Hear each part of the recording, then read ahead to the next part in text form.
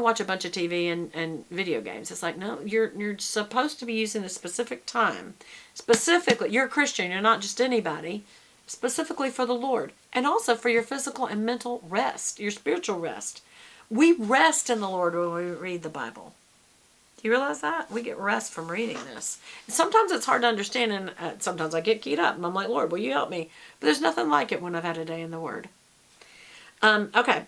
On it you shall not do any work, neither you nor your sons or daughters, nor your male or female servants, nor your animals, nor any foreigners who reside in your towns.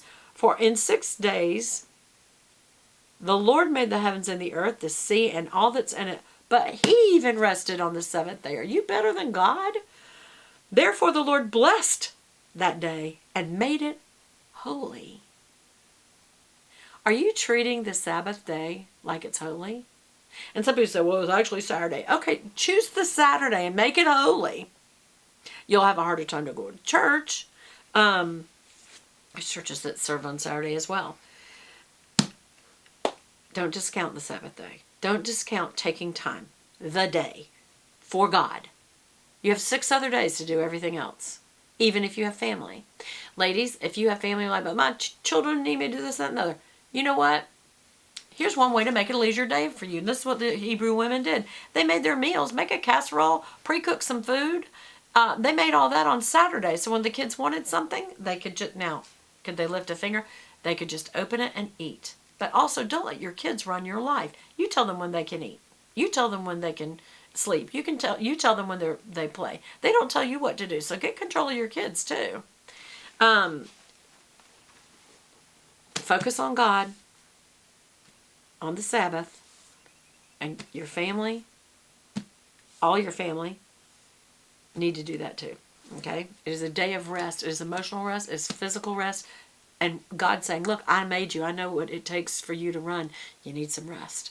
And if I even rested, you rest. It's like, okay, Lord. This isn't a matter of, yeah, but it's a matter of, yes, Lord. You obey him. Just don't argue with it. Just obey him. And you'll be blessed. You'll be blessed for reading that word and having that alone time and prayer time. Honor your father and mother. So this is the one that gives you a little specialty if you do it. So that you may live long in the land that God is giving you. God's going to bless you with long life if you will honor your father and mother. Now some people say, well, this person did a long life and they were very good to their parents. Okay, then there was a purpose in that God can override, that he took them home early. They did not have a long life. Also, it says the land that God is giving you. This is specifically speaking to the Israelites, but we also know that when Jesus Christ came, God gave us the blessings that, as Gentiles, that he gave to the people of God, the Israelites, the Jews. And so the point is, you still honor your father and mother. What if some of you had an abusive mother or father? If they beat you, they raped you. I've had friends that their father molested them on a regular basis. Am I still supposed to honor them? I'm like, here's the thing. You're not honoring them because of them. You're honoring them because of God. You're forgiving them. Well, I haven't forgiven them. Well, let's start there. You need to. For you, people say, is that forgiveness is for you? It's like, no, it's not. The forgiveness is because it's obedience that you do what God says. You are to forgive quickly because God forgave you. Should he not forgive you? Well, I didn't rape anyone. No, but you've hurt God's feelings. You've broken his heart with the way that you live. Ain't none of us lived a sin-free life. All of us have something that's against the Lord. And if he forgave us, when we repent, when we confess it and repent it to him, and we ask him to forgive us, he says he's faithful to, and he forgives us. So how are we not faithful to forgive others? No matter how bad it seems. Because to God, it is as bad to him for you to gossip as it is for that rape to happen. And you're thinking, what? They're different consequences. I know that. It feels more emotional one or the other. I don't know if you've ever been through somebody gossiping and ruining your life. That can be pretty emotional and ruining. Well, look at what bullying does. That's a form of gossip. Look what that does to people's lives. Kids kill themselves over it. Adults have their self-esteem destroyed by it and try to change who they are. The point is, don't argue with God. Obey him. And if you have horrible situations you've lived through, God knows that, and he can heal you. He can help you learn how to forgive at a level that is a God level forgiving. It will not make any sense to other people that you're able to forgive that. And you free that person. And maybe God can change them. I've seen that happen. I've seen a child that her father molested her, and she forgave him, and she told him she forgave him, and he broke down and wept, and he really was truly sorry for how sick he was. And he turned his life over to Christ, and they are very close now. I'm just saying. Okay. You shall not commit murder. You shall not commit adultery. You shall not steal. There's different forms of doing all of that. Remember, Jesus says, don't even hate. Don't even lust. Don't even, when you steal, you think, well, yeah, I borrowed this. No, you stole it. Give it back.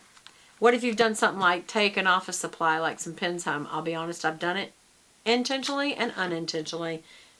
Give it back. It's a form of stealing. Ask God to forgive you. Anything like that. Anything like that.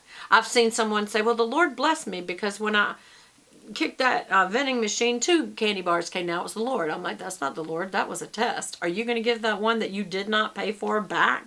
Well, there's nobody standing there. Then leave it in there. Just leave it in there. Don't you be the one that took it.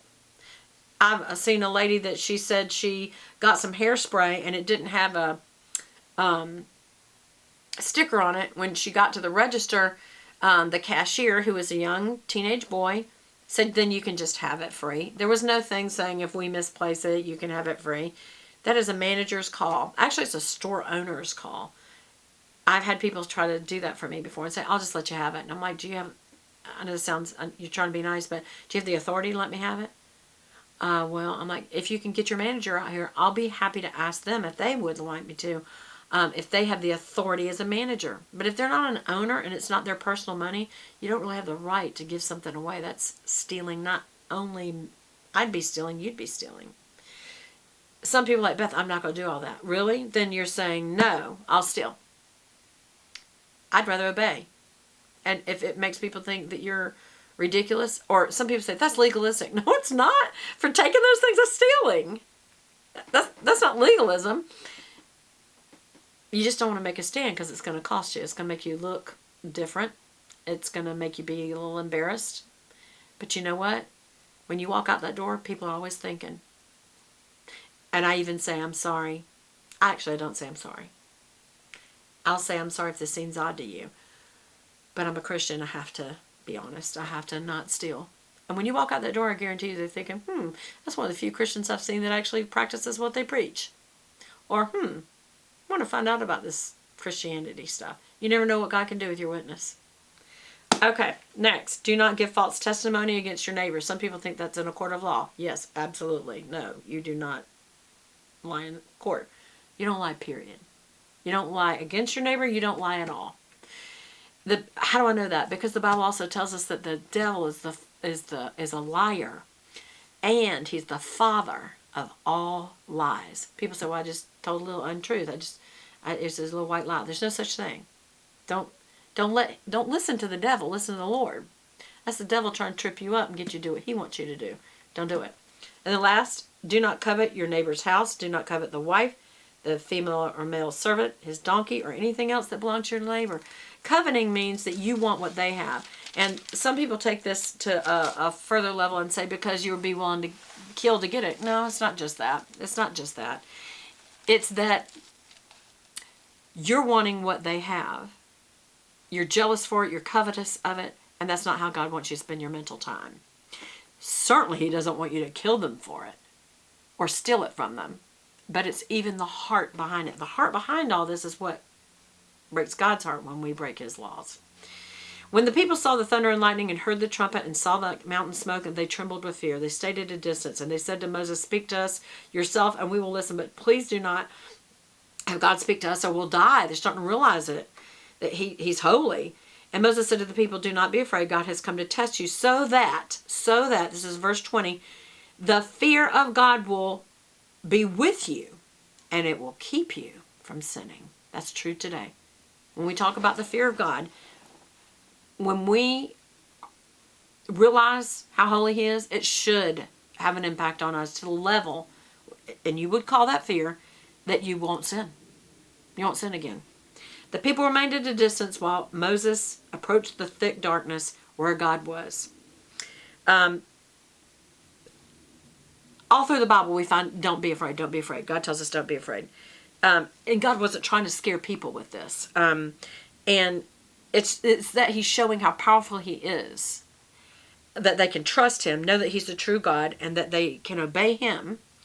And he wants us to follow him out of love rather than fear, because we know in 1 John 4:18 it says perfect love drives out fear. But to overcome fear, we must truly love God, and then we can overcome fear with love. Sometimes God displays these majesties, as we saw when he was, getting them out of Egypt with the Pharaoh. He does these incredible, powerful things with his majesty to show he's God, that he is the one that can be trusted. He is the only God. And quickly we'll look at 22 through 24. Then the Lord said to Moses, tell the Israelites this, you have seen for yourselves that I've spoken to you from heaven. That's why he did that. He wanted them to see for themselves who's God.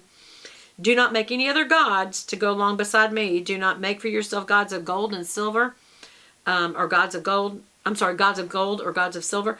Make an altar of earth for me and sacrifice on it your burnt offerings and fellowship offerings, your sheep, your goats, your cattle, because whenever I cause my name to be honored, I will come to you and I will bless you.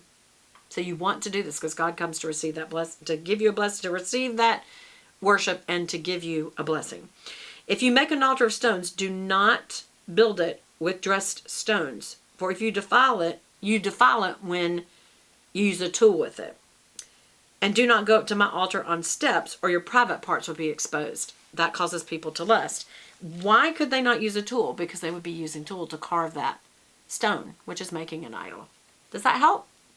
I hope this helps. We will be starting chapter 21 soon, about servants, slaves and servants. I know that's going to cause some more questions. I hope this is helping you. Please comment below your prayer requests and comments and questions.